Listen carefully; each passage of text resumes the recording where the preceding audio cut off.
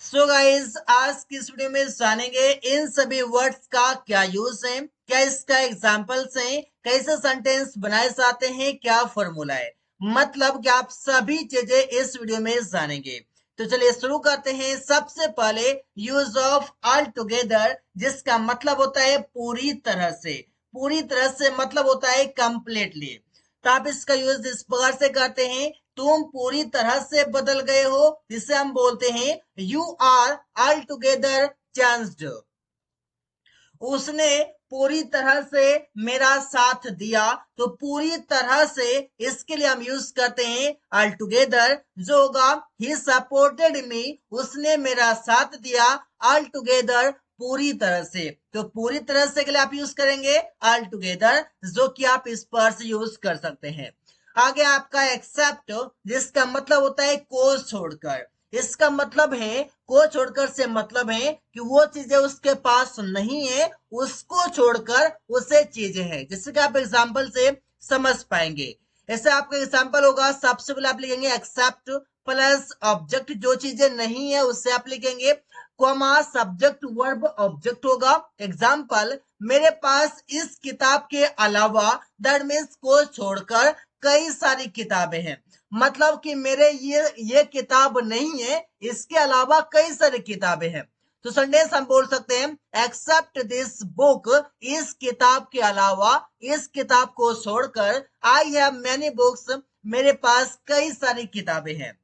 उसे कार के अलावा दो बाइक है, तो मतलब उसके पास कार नहीं है। सेंटेंस होगा एक्सेप्ट द कार, कार के अलावा ही हैज टू बाइक्स, उसके पास दो बाइक है।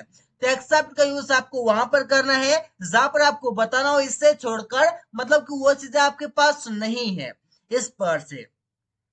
आगे आपका विल, विल का मतलब होता है गागेगी, जिससे आप यूज करते हैं फ्यूचर इंडेफिनिट टेंस में। जिस हिंदी वाक्य क्रिया के अंत में लगा रहे गागेगी, उससे आप फ्यूचर इंडेफिनिट टेंस में यूज करते हैं। इसका फॉर्मूला होगा, सभी सब्जेक्ट के साथ आप विल यूज करेंगे। सब्जेक्ट विल प्लस वर्ब का फर्स्ट फॉर्म प्लस ऑब्जेक्ट होगा। एग्जाम्पल, वो अंग्रेजी बोलना सीखेगा। तो सेंटेंस होगा ही will learn to speak English, वो अंग्रेजी बोलना सीखेगा। मैं कोई काम करूंगा, मैं बाजार जाऊंगा, I will go to market. आप मेरे पास आओगे, you will come to me. इस पर हम सेंटेंस बनाते हैं। हम लोग खाना खाएंगे, we will eat the food. We will eat the food, हम लोग खाना खाएंगे।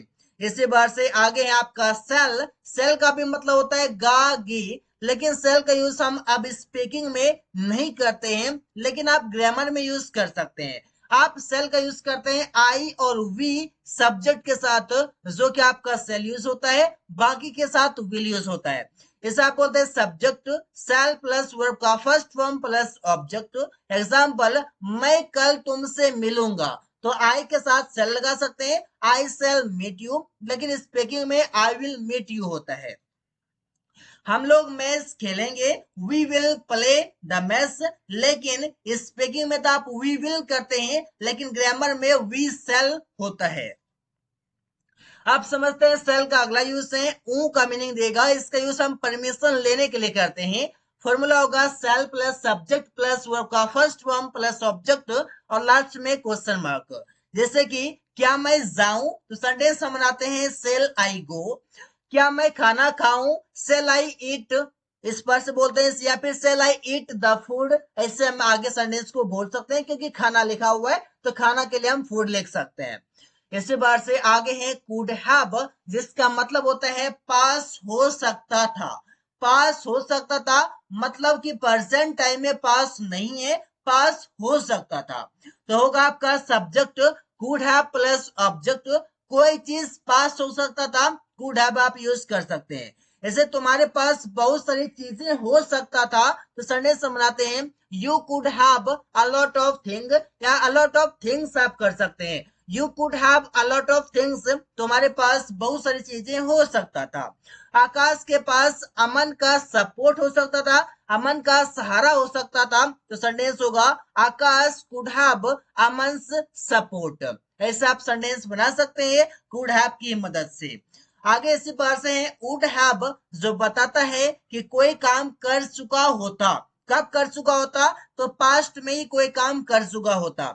इसका होगा subject would have plus verb का थर्ड फॉर्म प्लस ऑब्जेक्ट, वो अंग्रेजी सीख चुका होता, he would have learned English.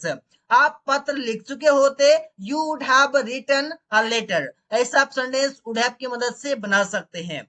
आगे है कीप प्लस वर्ब का फोर्थ फॉर्म, जो कि आपका स्पीकिंग लिखा हुआ है, इसका मतलब है बोलते रहना। इसका फॉर्मूला होता है सब्जेक्ट होगा कीप या फिर कीप्स बोल सकते हैं, प्लस वर्ब का फोर्थ फॉर्म प्लस ऑब्जेक्ट। मैं बोलता रहता हूँ, आई कीप स्पीकिंग। आप बोलते रहते हैं, यू कीप स्पीकिंग। वो खेलता रहता है, ही कीप्स प्लेइंग। कोई काम करते रहते हैं, कीप के साथ बना सकते हैं इस फॉर्मूले की मदद से। मेक के साथ आप लगाते हैं वर्ब का फर्स्ट फॉर्म, तो ये बताता है कोई काम करवाना, जैसे कि बोलवाना या बुलवाना, इस पर से बोलते हैं हंसाना, इस पर सब बोलते हैं। इसका होगा सब्जेक्ट होगा मेक प्लस वर्ब का फर्स्ट फॉर्म प्लस ऑब्जेक्ट होगा। जैसे मैं तुम्हें हंसाता हूं, I make you laugh. I make you laugh, मैं तुम्हें हंसाता हूं, मैं सभी को हंसाता हूं, आई मेक एवरीबॉडी लाफ। मैं तुम्हें बुलवाता हूं, आई मेक यू स्पीक। मैं तुम्हें बुलवाता हूं, आई मेक यू स्पीक। ऐसे हम बना सकते हैं मेक की मदद से। आगे है नीदर, जिसका मतलब होता है ना तो ये ना तो वो। इसका फॉर्मूला होगा सब्जेक्ट होगा, सब्जेक्ट में आपको देखना है कि सबसे पहले आपका सेंटेंस में नीदर होगा प्लस नाउन होगा, और नाउन आपका सिंगुलर होगा, और वर्ब भी आपका सिंगुलर होगा प्लस ऑब्जेक्ट होगा। ऐसे कोई रूम खाली नहीं है, सेंटेंस होगा नीदर रूम इज वैकेंट।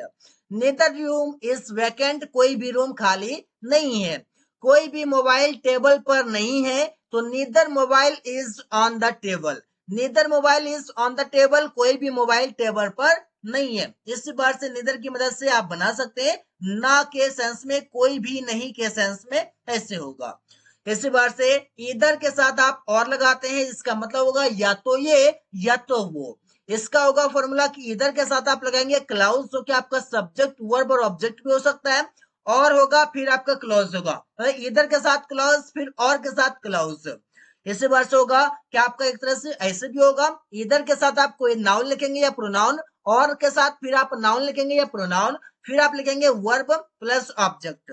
जैसे कि या तो वो आएगा या तो उसका भाई आएगा, सेंटेंस होगा इधर ही विल कम और हिज ब्रदर विल कम। लेकिन इस सेंटेंस को शॉर्ट में आप लिख सकते हैं इधर ही और हिज ब्रदर विल कम। ये पहले वाले विल कम को आप हटा सकते हैं, या तो वो या तो इसका भाई मुझसे मिलेगा, इधर सी विल मीट मी और her brother will meet me. मतलब ये पहला विल मीट मी को आप हटा सकते हैं, इधर सी और her brother will meet me ऐसा आप रख सकते हैं। इस बार से आउट टू, जिसका मतलब होता है चाहिए, इसका हम यूज करते हैं नैतिक धर्म बताने के लिए। जैसे कि आप लगाते हैं subject ought to plus verb का first form plus object. Example से आपको समझ में आ जाएगा कि नैतिक धर्म आपका क्या होता है। जैसे आप बोलते हैं तुम्हें अपने माता पिता की सेवा करनी चाहिए, यहाँ पर चाहिए के लिए आप शुड यूज नहीं करेंगे, आप यहाँ पर यूज करेंगे आउट टू। तो सेंटेंस आपका बनेगा you ought to serve your parents. You ought to serve your parents, तुम्हें अपने माता पिता की सेवा करनी चाहिए। सभी को हेलमेट पहनकर बाइक चलाना चाहिए, तो संदेश होगा everybody ought to ride a bike. सभी को बाइक चलाना चाहिए after wearing the helmet, helmet पहनकर, आफ्टर वियरिंग द हेलमेट। इसी बार से स्टिल या फिर येट जो बताता है अभी भी या अभी तक का सेंस। स्टिल का यूज करते हैं आप जब काम शुरू होकर खत्म नहीं हुआ हो, और आप येट का यूज करते हैं जब काम अभी भी शुरू नहीं हुआ हो। तो दो कंडीशन में अलग अलग है। ऐसे आप लगाते हैं subject helping verb still plus member plus object, subject verb plus object plus yet, yet sentence के लास्ट में और स्टिल हेल्पिंग वर्ब के बाद में। जैसे कि वो अभी तक खाना खा रहे हैं, सेंटेंस होगा he is still eating the food. यहाँ पर काम शुरू तो हुआ है लेकिन खत्म नहीं हुआ है, इसलिए यहाँ पर आप स्टिल का यूज किए हैं। उसने अभी तक अंग्रेजी नहीं सीखा है, दैट मीन्स उसने अंग्रेजी सीखने का काम अभी शुरू नहीं किया है, तो सेंटेंस होगा he has not learned English yet. ऐसा आप सेंटेंस बना सकते हैं। आगे आपका एवर, जो बताता है कभी का मीनिंग। इसका होगा have you ever plus verb का थर्ड फॉर्म प्लस ऑब्जेक्ट। क्या तुम कभी उसे देखे हो, have you ever seen him. क्या तुम कभी ताजमहल देखे हो, have you ever seen the Taj Mahal. ऐसे आप सेंटेंसेस बना सकते हैं। आगे है टू, जिसका मतलब होता है बहुत। बहुत के लिए हम टू का यूज करते हैं। सब्जेक्ट होगा, हेल्पिंग वर्ब होगा, टू होगा, जिसमें डबल ओ है प्लस एडजेक्टिव होगा। तुम बहुत आलसी हो, यू आर टू लेजी। वो बहुत कमजोर था, ही वॉज टू वीक।